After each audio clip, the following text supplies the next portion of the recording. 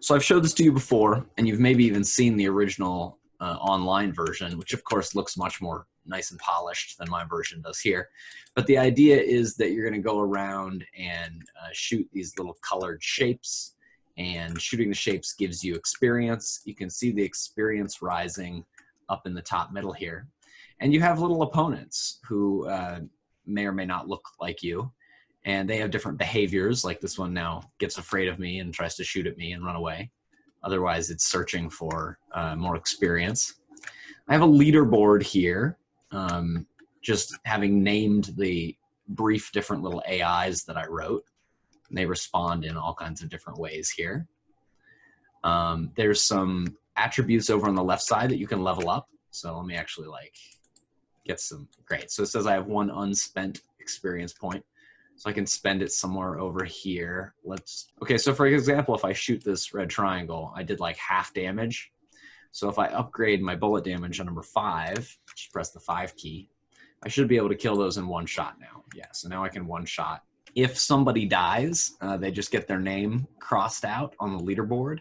The points on the leaderboard are purely just experience. There are also some power-ups. There they are, yeah. So there's all kinds of different power-ups here that do various more or less useful things. Speed boost is really nice because you start off very slow in my implementation.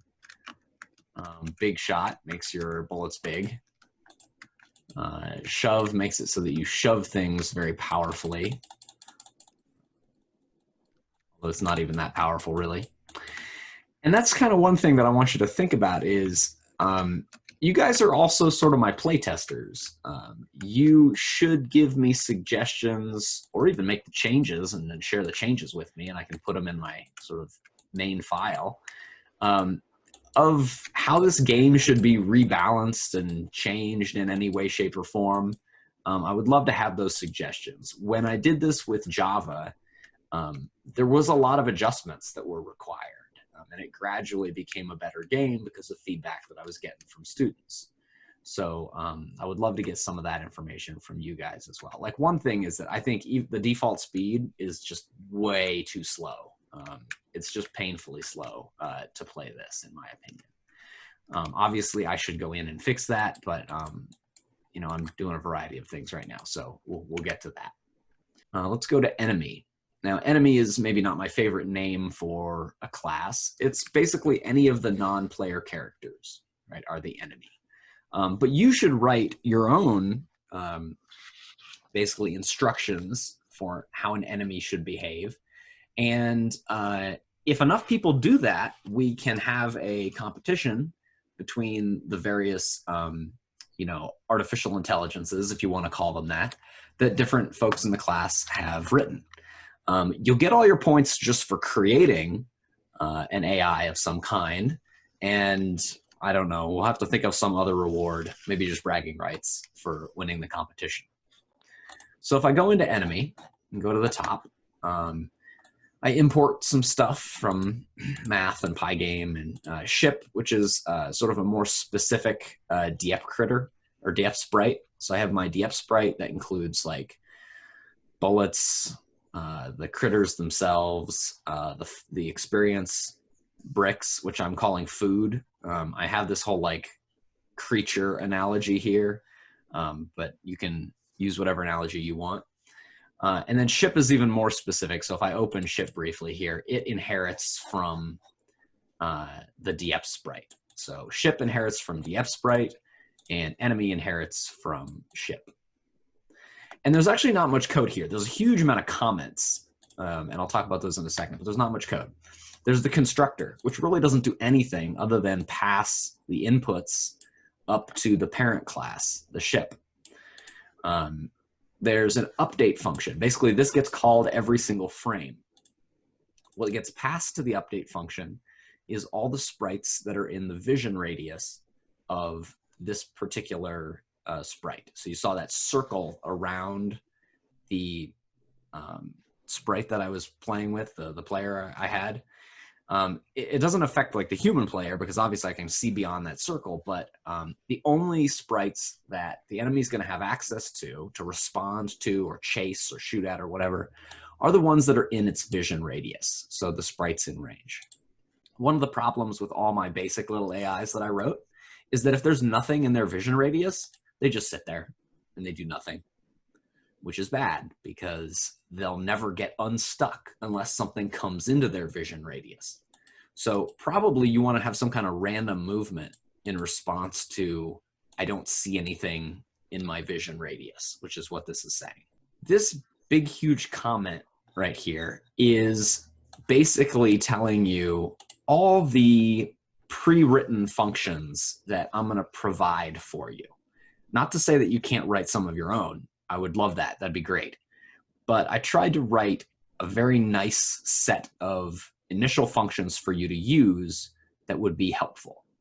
So the first 7 functions are all movement related. And you can only call one of these per turn. If you tried to call more than one of them, well, first of all, I wrote it so that it does nothing. But before I wrote it, before I modified it to do nothing, if you call more than one movement function, you could basically call a movement function as many times as you wanted, and then teleport across the screen within a single frame.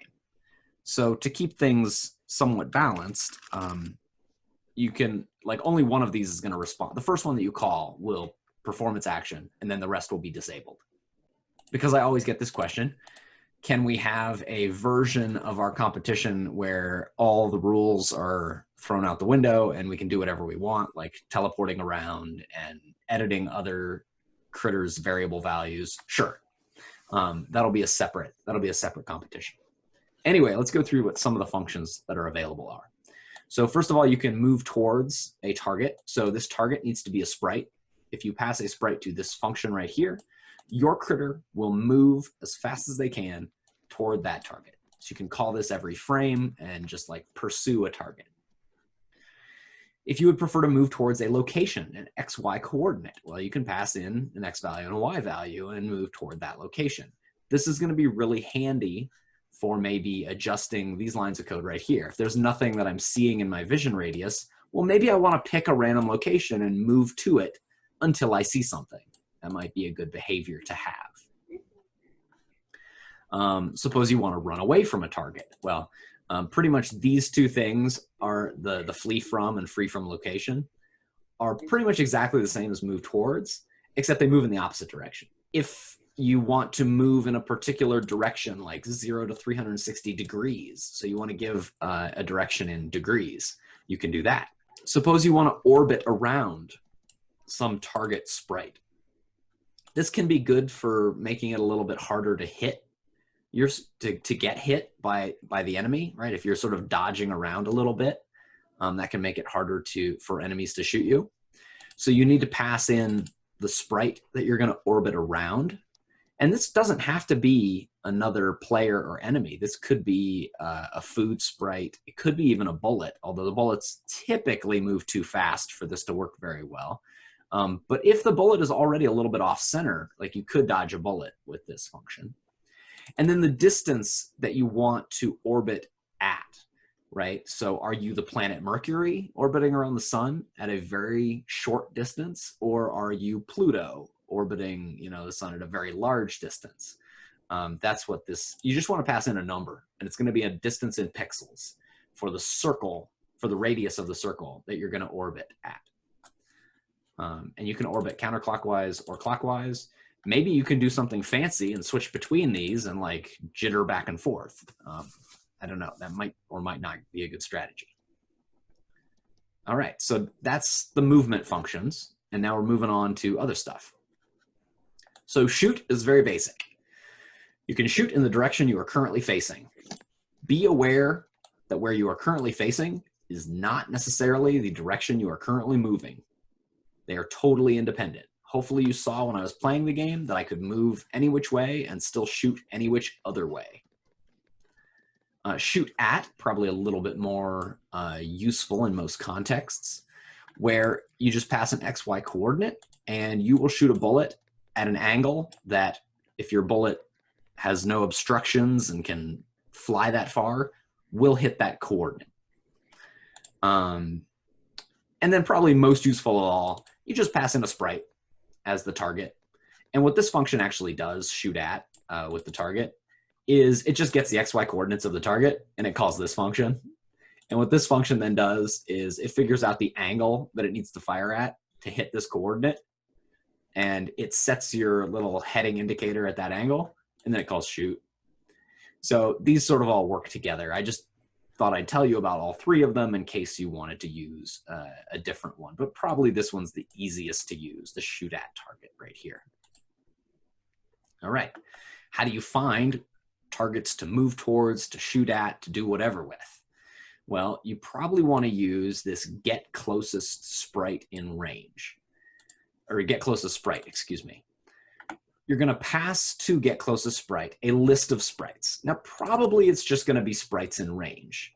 So if I go back up to the top, right, one of the arguments to this update function, the only argument to this update function is sprites in range. It's a list of the sprites that this critter can see. It's going to include bullets, enemies, the food, the experience bricks, all that stuff. It's not going to include yourself, which is handy because, you know, if you're like flee from the nearest sprite and you yourself are at your own location, well, your distance to yourself is 0. It's already not including yourself in the sprite list. Now, it also takes an argument that is type list. So, for example, if I want to get the nearest sprite that is either a critter or a food, then I would call the function like this. I would create that type list with those two types in it.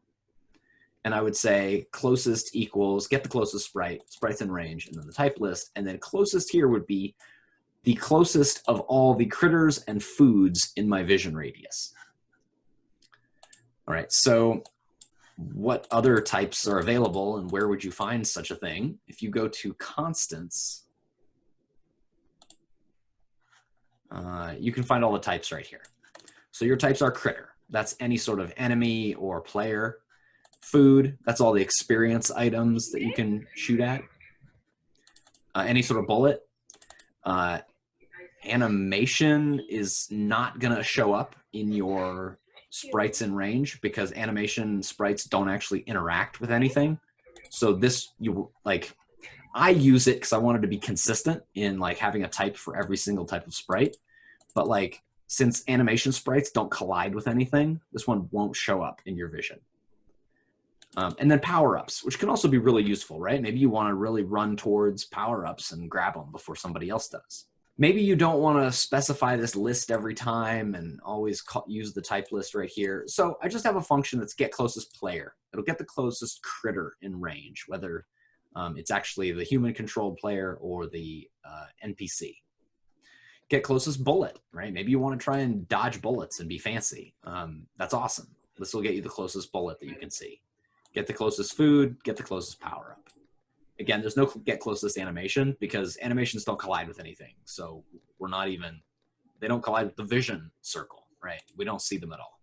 So this one is just saying, hey, we have this list of sprites. Let's get a sub-list, a smaller list that contains only certain types of sprites. For example, maybe you only want to get a list that contains food and power-ups. Great, so you'll use get all sprites in range. You'll use this type list of whichever types you want. And then you'll have a new list, and I named mine food and ups, that is only going to have sprites that you can see that are in range that are also either power-ups or foods. So this could be useful if you want to specifically do some processing on certain types of sprites. And then again, just some handy functions to maybe make it a little bit easier. Okay, get all the players, or get all the bullets, or get all the food, or get all the power-ups, right? This is just like shorthand for using the list up here. Figuring out the distance to something can be handy. Maybe you don't just want the closest sprite. Maybe you want to measure the distance to various different sprites in a list that you have. Well, you can use a distance to function, and the argument that it takes has to be some sort of sprite. So has effect, you're going to call this typically on yourself. You'll say something like if if self.hasEffect, and then you'll do something about it. And what this is going to do is this will return true if maybe you have a power-up currently in effect. Specific power-up that you might be very interested in changing your behavior if it's in effect is invincible. Okay, so you can say if self.is invincible, you know, maybe you want to just run straight towards the enemy and not worry about any bullets or anything like that. Face target. So if you have a sprite that you want to target or even run away from, it'll set your angle to face the given sprite. This will also happen automatically if you shoot at that sprite. Right? So if you shoot at the sprite, afterwards, your angle will be facing towards that sprite. Now again, this is just determining what angle you're facing. It has no effect on what angle you're moving. But perhaps you'd want to do this. Perhaps you want to face away from a target for some reason. You can also do that. So these are all the functions that I've just provided for you. And you'll probably quickly find that there's a subset of these that will get you pretty far. So if I go over to AI for testing, and I have just like all my AI critters written in this one file, right? I just created an AI self.ai type, and then I set it to like, well, whatever number I wanted to set it to. In this case, just 0 is the default. And I just named the 0 one aggressive, right? So, and this is the complete code for this aggressive sprite. I don't want to show you too many of these because I want you to come up with your own ideas for how to write strategies for these players. But I just wanted to show you one example. I think that's handy, right? So this is the aggressive one. This is the turtle one down here. That's just going to be really defensive. So let's look at the aggressive one. So the first thing it does is it gets the closest food in range, right? The list here just has type food. And I really should have used the get closest food function. That would have been cleaner. But for whatever reason, I used the get closest sprite. And I used a list that just has that type food in it. So closest is now the closest food. Then I used get closest player to figure out who the closest player is, P. So I've got two things here. I've got the closest food and the closest player. Now the next thing I do is I say, if not, P is none. So if there is no closest player, rather if there's no player in my sprites in range, in my vision radius, then P might be none. And I don't want to do things like shoot at P if it's none. That will absolutely break this game. You will crash, you will get an error. I also don't want to orbit around none. That's not going to work real well. So first I say, well, if P is not none, then I'm this aggressive guy. I'm going to like move into a relatively close distance, 150 pixels, and I'm going to shoot at my target. And that's all I'm going to worry about. I'm not worried about if I'm colliding with food. I'm not going to worry about if there's power-ups nearby. I'm just going to get in there close, but like orbit around a little bit and start shooting. If P is none, then I'm going to skip this whole if statement, and I'm going to check down here. And I'm going to check if closest is none. And if closest is none, well, then I'm in doubt, right? When in doubt, move toward the middle. And I mean the middle of like the world. So what my sprite does is it basically says, I don't see any players. I don't see any food. I'm just a simple little aggressive critter that's not going to worry about power-ups. I'm going to move toward the middle of the world size divided by 2 for X, world size divided by 2 for Y, and I'm going to hope that I run into something along the way that I can interact with. It's very simple. Otherwise, if we are able to get down to this else statement, well then I didn't see any players, but I did see some food because I skipped this if statement. I'm going to orbit clockwise around that food item, that closest experience brick. Very close, 100. Mostly I'm just a little bit closer because it'll make it more likely that I'm actually hitting my target, and also that like it's not going to be shooting back at me, so I'm less worried about like avoiding bullets or anything. And then I'm going to shoot at the target. So here's a very simple AI, and you can start with this if you want, but hopefully you're already thinking about all the ways that this can be modified and perhaps improved to make a smarter, better creature. Next time, I'm going to talk about how you can create your own ship variants and also how you might create your own power-ups.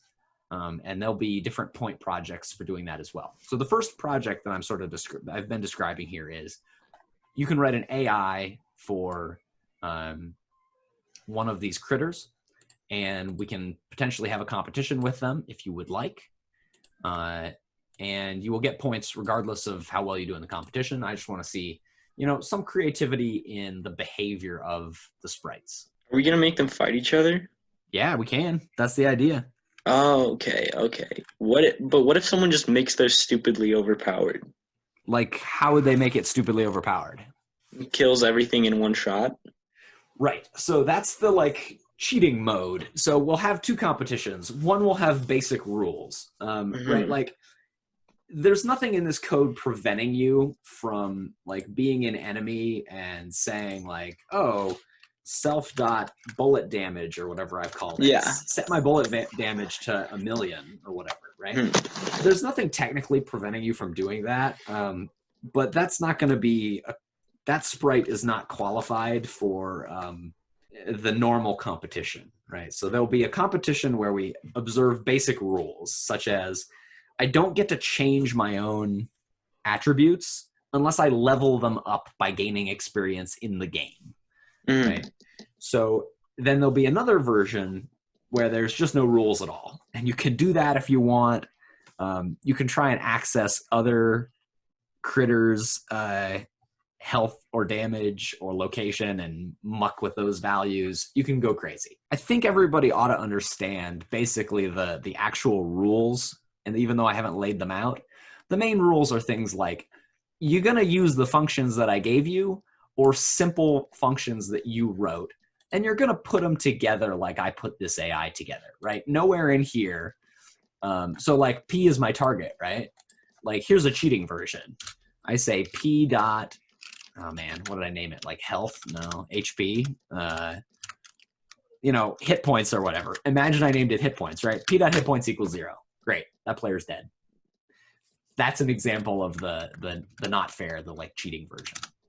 That's going to be a different competition. And people can do that if they want, because I know there's lots of fun, weird things that you can do.